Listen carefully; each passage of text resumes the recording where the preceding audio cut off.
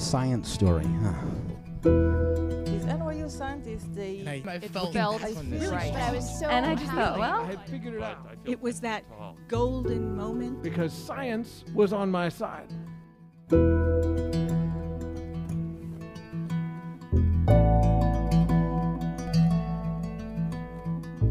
Hey everyone, and welcome to The Story Clutter, where true personal stories about science help us to discover how weird and wonderful it is to exist in this world and be a human. I'm your host, Misha Gajewski, and in today's episode, we're exploring the connection between dance and science. Our first story is from writer, storyteller, and textile designer Sumitra Mattai. Her story is recorded in September 2025 at Pier 57 Hudson River Park's Discovery Tank in New York City. Here's Sumitra.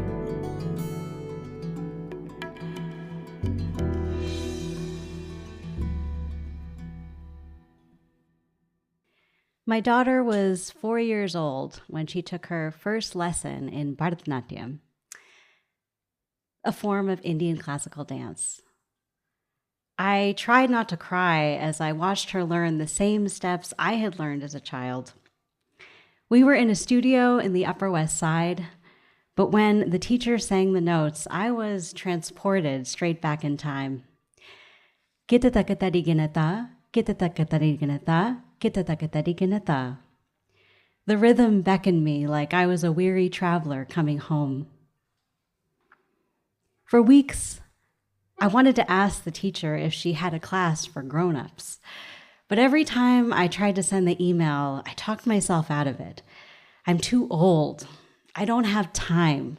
What's the point? Bharatanatyam originated in Tamil Nadu in South India and found its way to me and my family in the suburbs of New Jersey. I began learning as a third grader, and by the time I was a teenager, I was dancing every weekend. While my friends were throwing Sweet 16 parties, I had an Arangetram, or a dance graduation, a 3-hour performance with live musicians and my teacher's guru, who we'd flown all the way from India. Up until I went to college, Indian dance was the single greatest commitment of my young life. But I wasn't 16 anymore, with endless stamina and an impeccable memory. I was 43, with creaky knees and an aging brain. I'd read that the prefrontal cortex, the part responsible for working memory, starts shrinking in your 30s and 40s. This only worsens with stress and lack of sleep, both hallmarks of my life as a working parent of 2 young children. There was no way I was just going to pick up where I left off. The perfectionist in me took a hard stance. If I couldn't do it well, I shouldn't dance at all. But on the weekends, I continued to practice with my daughter. Together, we did the namaskar, the opening and closing prayer, where we pay respects to the earth and ask for blessings from the gods, the guru, and the audience. I loved when we moved in sync and the serious expression in her dark eyes. Finally, nostalgia got the better of me. I sent that email to my teacher, Uma, and she wrote back that yes, actually, she did have a class on Tuesday nights and would I like to join? At first, I was nervous and afraid to embarrass myself. I was certain I'd lost my form, and there was no question of my endurance. But all those years of practice were stored in my limbs, and I was surprised by the muscle memory that awakened. In my mind, the adavus or steps and the mudras or hand gestures, they were still there, buried like treasures in my gray matter. I still had the fundamentals, but in that classic paradox of aging, I could remember choreography from my childhood better than the steps I learned just last week. I suspected this was due in part to what psychologists call the reminiscence bump. This is a phenomenon where people tend to have incredible recall from about ages 10 to 30, when their life experiences are new and formative. My learning of Indian dance certainly fell into this category, but now I was straddling two realms, the dance of my childhood and the dance of now. My teacher, Uma, was just a few years younger than me, and she brought a modern perspective to this traditional art form. I found this both refreshing and disorienting. In class, we talked a lot about neuroplasticity and the brain's ability to adapt and grow with new experiences. Uma loved taking these traditional classic sequences and steps and remixing them and remolding them into something new. This completely boggled my mind and sent me into this heightened state of awareness. Her teaching style wasn't easy or comfortable, but it definitely got my gears turning. I was hoping we would start with a short, easy piece, but of course, Uma took us straight into the deep end with a Shiva Tandav, a dance celebrating the Hindu god. Lord Shiva was known as the destroyer, but he also had the power to create, protect, and transform. Perhaps this was the energy I needed. Around Thanksgiving, Uma announced there would be a winter showcase for all her students. Seeing that deer in headlights look in all our faces, she tried to reassure us that it was low-key and it would be fine. But I felt this sick feeling in my gut. I wasn't ready to perform. I was just happy to be moving again. I was scared and I was uncertain.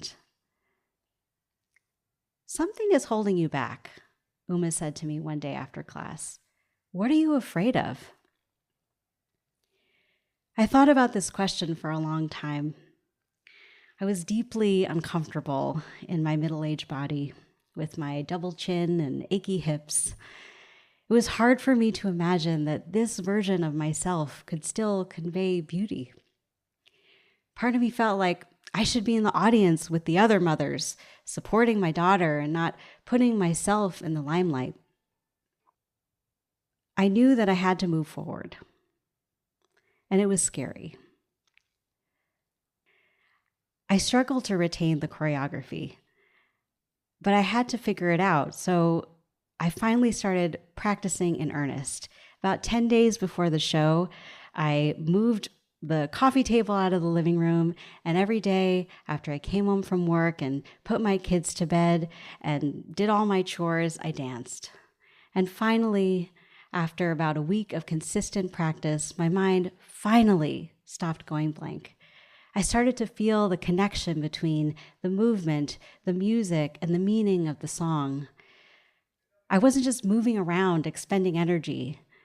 For the first time in a long time, I felt like I was making art. I still didn't know how it would all turn out, but by the time the day came, I felt the tiniest glow of confidence. That day at the winter showcase, my daughter and I performed. We shared the same stage. She was the youngest and the smallest of her cohort. She was totally unfazed. Unlike her mother, she didn't have all these expectations and hang-ups and fears around her. She just got up on stage, and when the music was too fast for her to follow, she just stopped until she was ready to start again. I was so proud of her. When my turn came, I was surprised to remember how much I had missed the thrill of performing. In front of the audience, I felt glimmers of my old self, the dancer I had once been. The time went too fast, and I left the stage warm, giddy, and craving more. Afterward, my son gave me a high five and said, "You still got it, Mama." Part of me wished I could put us all in a time machine and take us back to the 90s so they could see me in my glory days. But then I thought it was better for them to see me now, working 10 times as hard for the same result. I had just demonstrated to them the resilience that I hoped they would cultivate in their lives. This year, with Uma's guidance and encouragement, my daughter and I performed again at the summer showcase. I'm learning to trust myself. My daughter is still at the beginning of her journey with Bharatanatyam. Mine has had a few detours, but I'm grateful it's not over yet. My prefrontal cortex might be shrinking, but there's no reason to stop trying. Perhaps there's more to this body of mine. Thank you.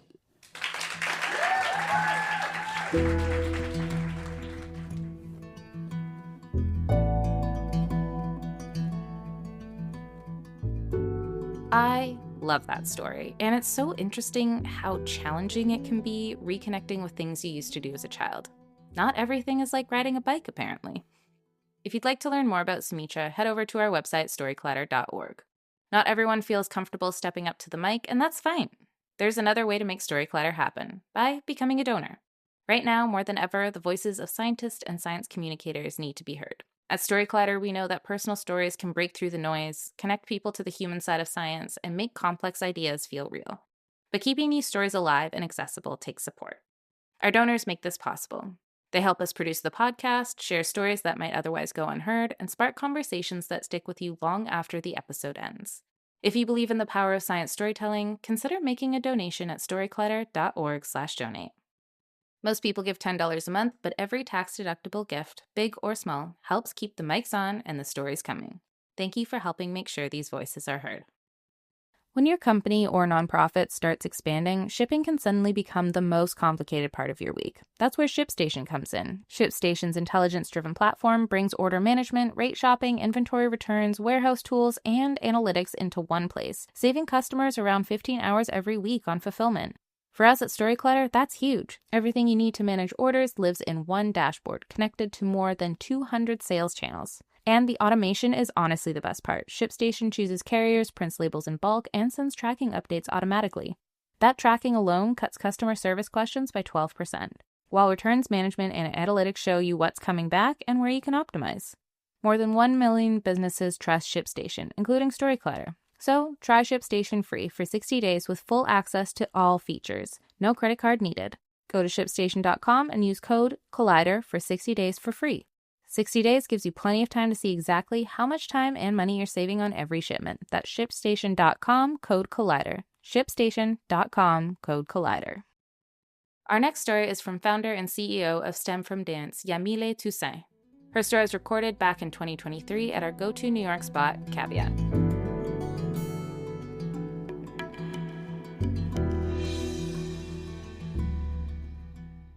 Well, growing up, I never missed a day of school. However, there's one day I was eager to miss, and that was Bring Your Daughter to Work Day. I got to go to work with my father, and not only that, I got to dress up. I would wear a long dress with my white opaque tights, my patent leather shoes, my pearls, and instead of going out the driveway to the right to go to school, I got to drive to the left and go with my father to work. And I got to see where he would park his car. And I would get to walk behind him in the hall, see him greet his coworkers, see where he went to lunch. And then I would get to go in his office and sit in his chair, and he would have these 3D drawings all over the desk because my father was a mechanical engineer at a manufacturing company that made electrical parts. And he would organize these activities where we would get to tinker with these electrical parts. And I would just look forward to this day every year. And it made me start to feel like I could be an engineer too. So that's what I decided to do. I went to MIT to study mechanical engineering. And I distinctly remember my first mechanical engineering class. It took place in one of MIT's funky-looking buildings. It's in its 200-seat lecture hall. I find my seat, not too close to the front, not too close to the back, somewhere in the middle. I find my seat, I take out my notebook, and I do what I normally do when I'm in a room, which is scan the room and just to see who's in the room. Often I'm looking for how many other people there are who look like me. And so I start to count. I see 1, 2, and myself makes 3 black women in a room of 200. And later on, I find out that in the STEM workforce, only 5% of STEM employees are women of color. And I felt that in that room. And with all that I accomplished to get to that point, all the confidence that I had, it started to make me question whether I belonged. And I didn't like that feeling. It felt wrong that I didn't feel like I belonged in a place that I knew I deserved to be in. And that just got me thinking, maybe there's something I can do to change that. And oddly enough, I started to think about dance. So when I was at MIT, I would take these engineering classes in the day, and in the evening, I would dance with my dance group. Dance was my way of releasing, and what I didn't realize then that I know now is that through dance, I built confidence. I was empowered to be creative. I was engaged in this activity that was meaningful to me and my culture, and I gained a community. I realized these are the things I want young people, especially girls of color, to feel when they learn about math and engineering. That's what led me to launch STEM from Dance over 11 years ago. It was this idea that girls can feel empowered, feel encouraged, and be free to express themselves, and that we can have a world where the STEM workforce is diverse, it's equitable, it's inclusive, and that girls can be empowered to bring their whole selves, their whole creative, confident, equipped selves to be our leaders and innovators. Now, I then was faced with a small feat, which was how to combine dance and STEM together. And this idea faced a lot of skepticism. I remember a phone call I had with someone whose support would mean a lot at the time. He worked for an organization that supports early stage entrepreneurs with funding, which I needed. And he just did not get it. He felt like dance was just a hobby. Like, sure, they would have fun doing it, but that it wouldn't bring about some kind of change. And I remember hanging up that call and being in my studio apartment in Flatbush Avenue, just feeling defeated. But there was just something in me that just felt that this idea still had some potential. So I said, you know what I'm going to do? I'm going to do a pilot. I'm going to actually test this and show these people that it does work. And so I went to a school. I got the permission to work with about 8 students, and we danced, and we did math tutoring. And I had another idea. Let's do a performance, and I can invite people and document it and show, again, that there is potential behind this idea of combining these two things. So it's the day of the performance. I leave my full-time job early to go to the school, and I go to the room where I always meet the students, and they're not there yet. So you know what? I'm going to pull up a chair in the hallway and just wait for them there. And after some time passes, I still don't see the students. And after some more time passes, I start to panic because I invited a photographer, videographer, my parents who are guaranteed audience members, my coworkers. And I just realized, I need to call everybody and tell them not to come. And so I called the videographer, called the photographer, my parents, the coworkers, say, hey, don't come. They didn't show up. And I remember after I made my phone calls, sitting in that hallway, this empty school, and again, just feeling so deflated, because this was my moment to show that this worked, it could work, and those that I was meant to serve didn't even show up for their own show. And yet, I still felt like there was something worth exploring here. So I did yet another pilot, and then another pilot, and just kept doing these programs. And over the years, I started to sort of uncover this way that we can combine dance and STEM. We started to allow the girls to create dance performances that incorporated the two. So imagine costumes that light up. Every time they jump, they could make it turn blue. Or animations that they can program that get projected on the stage behind them, are coding drones to dance alongside them.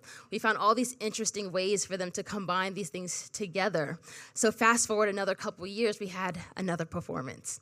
I was at this high school in Brooklyn, and the performance was going to take place in front of the whole high school student body.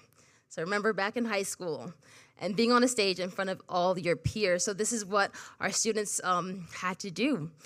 I remember this one group of 3 girls, it was led by Summer, and they get up on stage. I'm in the front row like a proud, nervous mom, and they get up on stage, they start performing their routine. I know the routine well, and I see that Summer, she kind of freezes for a moment, And then she runs off stage. And I'm just like, no. I could hear it in the audience, them reacting in, like not an encouraging manner. And I just feel so embarrassed for her. And yet Summer came back the next semester.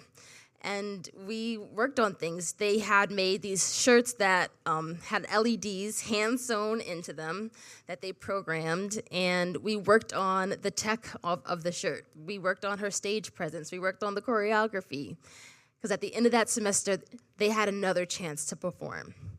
And so once again, I'm in that front row, more nervous than the other time, and I see Summer and the other two girls get on stage, and y'all, they crushed it, okay?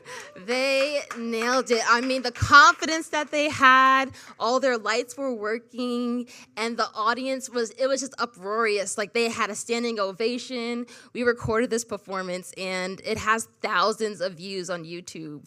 It was just like a really stunning, awesome, powerful performance, and I've been doing this work for 11 years, and the reason why that's one of my favorite moments is because it demonstrated the power of having an atmosphere where girls can feel like they can do hard things, where they can feel safe to explore things that are scary and be able to face these things that feel like barriers and overcome them.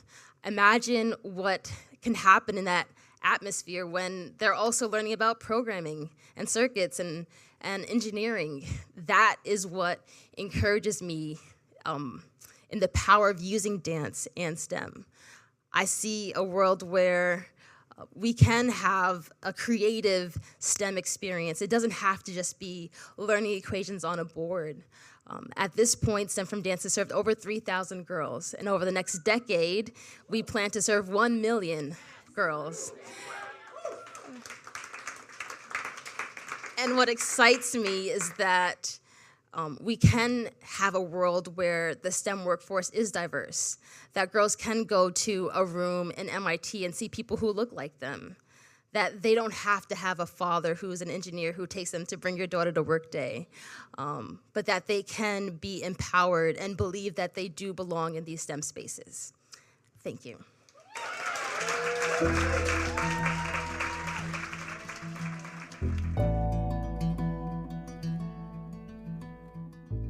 That was Yamilée, and I love how her work is empowering girls to dream big in STEM, and she's doing it through dance. If you'd like to learn more about Yamilée or STEM from dance, visit our website, storyteller.org. Our website is just one way to connect with Storyclutter, but there are so many other ways, and we hope you'll use them all. You can always follow us on social media. We're on Facebook, Instagram, TikTok, and Blue Sky. Head to storyclutter.org to become a financial supporter. If you're interested in coming to one of our shows, starting a Storyclutter show in your own community, or even learning how to tell your own science story, you can find everything you need on our website. And if you enjoy this podcast, the best way to support us is simple. Tell a friend, share an episode, introduce someone to Storyclutter, and help bring more people into the world of science storytelling. This podcast is produced by me, Misha Gajewski, along with Jen Chen, Nikisha Roberts-Washington, and Aaron Barker. The stories featured in today's episode were produced by Christine Williams, Grant Bowen, Paula Croxon, and Christine Gentry. Special thanks goes out to the Storyclutters board and team. Our theme music is by Ghost, and next week, to close out Women's History Month, we'll be back with 2 incredible stories about women in science from our archive. Until next time, thanks so much for listening.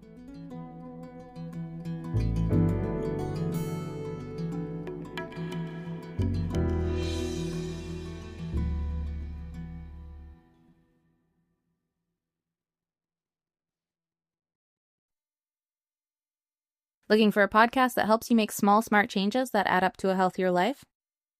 Check out All the Hacks. Host Chris Hutchins brings on experts who break down complex topics into simple, useful advice. And one episode I just recently listened to is all about optimizing your oral health with Dr. Mark Berhenna. It dives into everything from the ideal daily routine and the effects of mouth breathing to the truth about fluoride, nutrition, and even how to choose the right dentist.